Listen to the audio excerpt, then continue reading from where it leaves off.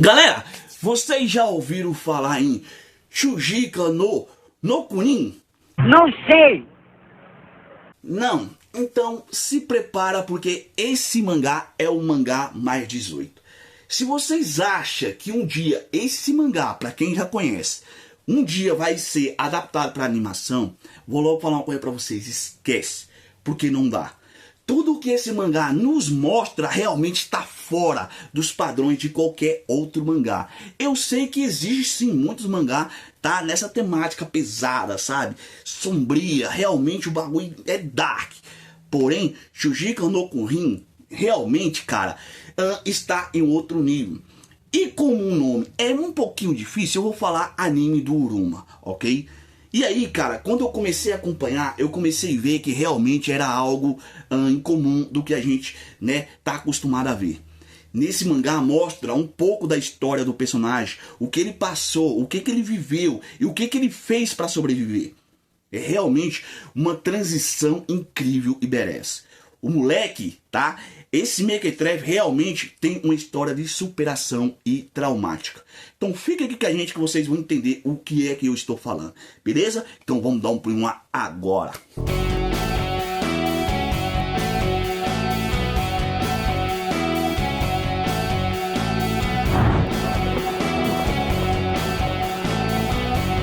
Dom Coutinho na área, galera. Antes da gente começar, já vai descendo o dedo no like, já vai deixando o seu like, já vai deixando aí, ok? Sua inscrição, que é muito importante. Confere se você já está inscrito. E estamos rumo aí a 2.000 inscritos e vocês vão fazer parte da nossa história. O mais importante é a sua companhia aqui, ok? Sintam-se em casa, se acomode e vamos ao que interessa. E aí, vocês já ouviram falar no Uruma? O protagonista desse mangá super casca grossa. Me perdoem se eu falar errado. Shujika no Kunin. Porra. Ok? Então, o que acontece, galera? Nesse mangá, realmente foi mostrado pra gente uma história bem perturbadora. Por que eu estou falando isso? Porque o Uruma, desde criança, cara, ele sofreu com vários ataques pesados, inclusive bullying. Tá? Ele não teve uma infância como qualquer criança, não. Ele não ia simplesmente para a escola estudar, ele ia para a escola com medo do que poderia acontecer no dia, ou o que poderia vir a acontecer no futuro. Realmente, o Uruma, ele passou por uma fase muito difícil na sua infância. Sofria bullying de todas as formas, das piores maneiras que você pode imaginar. E aí, com o passar do tempo, essa mesma galera, ok, que fazia bullying com ele, simular ali um acidente, onde os seus pais acabam, né, sofrendo um acidente e vindo a óbito. Cara, aquilo ali foi um baque tremendo para Uruma. Uruma não sabia nem aonde colocar a cara, porque ele perdeu tudo. Perdeu seus pais, perdeu seu irmão, e aí ficou só ele. E aí, como é que ele vai fazer para sobreviver? Ele sabendo que tudo aquilo ali foi orquestrado, foi tudo planejado pela galera que um dia fez bullying com ele. E que dizia ser seus parceiros. E não era. Então ele se isolou por um período aí, né? Por um tempo. E aí ele resolve aparecer. Cara, quando o Uruma aparece já crescido, já mais maduro, cabeça, ele começa a entender como é que as coisas funcionam. Ele começa a entender que quem dizia ser seu amigo não era.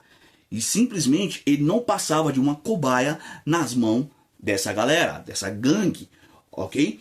E aí ele decide se vingar de um por um, galera. Um por um. Parte a parte. Imagine a sua dor vezes 1000. Essa é a icônica frase do Darkseid. Realmente, né? Tudo se encaixa. Mas o que eu tô querendo dizer com isso? Se o Uruma passou por uma situação que traumatizou ele, causou dor e deixou aquilo ali, sabe, uma ferida aberta, ele vai fazer a mesma coisa com o cara responsável por isso. Só que 5, 6, 7, 8, 10 mil vezes mais. A dor que o Uruma sentiu, o cara vai sentir em dobro. Basicamente assim. Ele vai à caça de um por um, cara, de um por um. Aí, se vocês querem saber detalhadamente o que aconteceu em cada episódio, Deixa os comentários, Dom, traz aí mais detalhes sobre essa luta do Uruma que a gente gostaria de ver, beleza? Aqui é um breve resumo sobre esse mangá Super Casca Grossa. Então, o Uruma, antes dele ser, né, esse caçador implacável, ele teve a ajuda do seu avô, um ex-militar, tá? Altamente treinado, experiente e realmente um cara que sabia o que estava passando para o Uruma. E ele também, né, pelo perfil do vô dele, ele não parecia ser gente como a gente. Ele simplesmente era algo muito mais do que a gente, né, possa imaginar. O cara era realmente um predador. E aí ele passou toda a sua experiência, todas as suas artimanhas para o Uruma. E o Uruma começa a trabalhar, né, com base nesses ensinamentos. Cara, esse moleque mequetrefe vai atrás de um por um. E assim como eu falei, a dor que ele sentiu, o cara ia sentir 10 vezes mais. E aí realmente a gente vê a evolução do personagem. A gente vê que realmente conforme vai passando a história, o Uruma vai amadurecendo. Ele vai conhecendo as pessoas e vai realmente dando um significado para a vida do Uruma. Porque depois de tudo que ele passou, ele simplesmente desistiu da vida. Ele não quer mais saber da vida a não ser se vingar.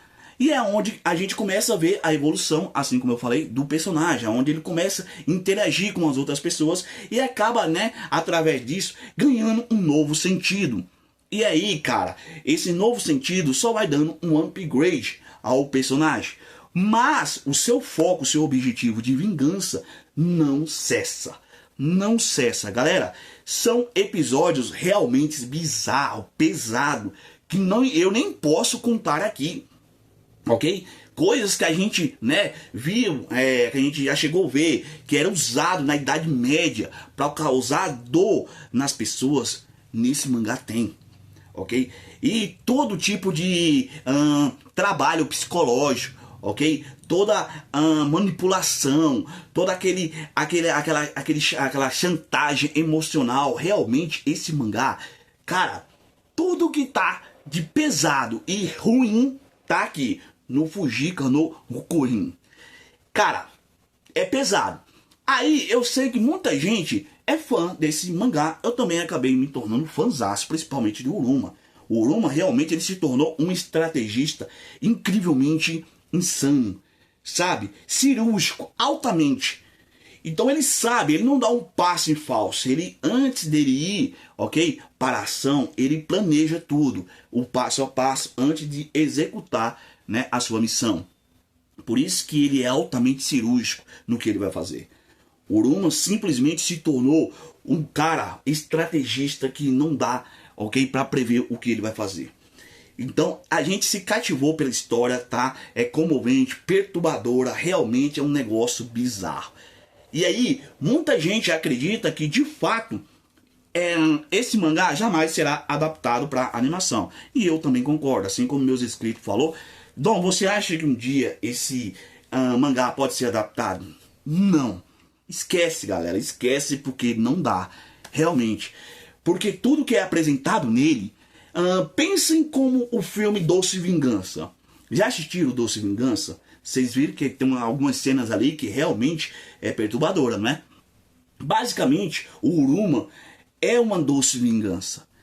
O que ele passou, ele vai fazer o que o causador da sua dor sofra mais do que ele sofreu. Sinta o que ele sofreu e o que esse cara fez com as outras pessoas. Simples. É uma cena mais bizarra do que a outra. Realmente é um negócio pesado. E aí, conforme vai passando a história, a evolução do personagem também vai ajudando bastante. E a gente vai se entrosando mais com a história dele e vai sensibilizando mais, sabe, com o seu sentimento. Porque realmente, se o Uruma não tivesse o avô dele, ele seria um monstro. De fato, ele seria um monstro. Ele só iria viver para se vingar. E talvez, após o término de sua vingança, ele poderia, né, dar fim à sua própria vida. Porque ele não tinha mais razão para continuar vivendo. E aí, conforme os ensinamentos do seu avô e conforme ele se entrosando, conhecendo novas pessoas, ele foi tendo um upgrade, ele foi tendo um sentido, né? A sua vida foi tendo, digamos, uma esperança para continuar, ok? Do zero. porque nem tudo está perdido. Mas falando, né, tecnicamente sobre esse mangá, cara, pra quem gosta, ok? Dessa temática de vingança, sabe?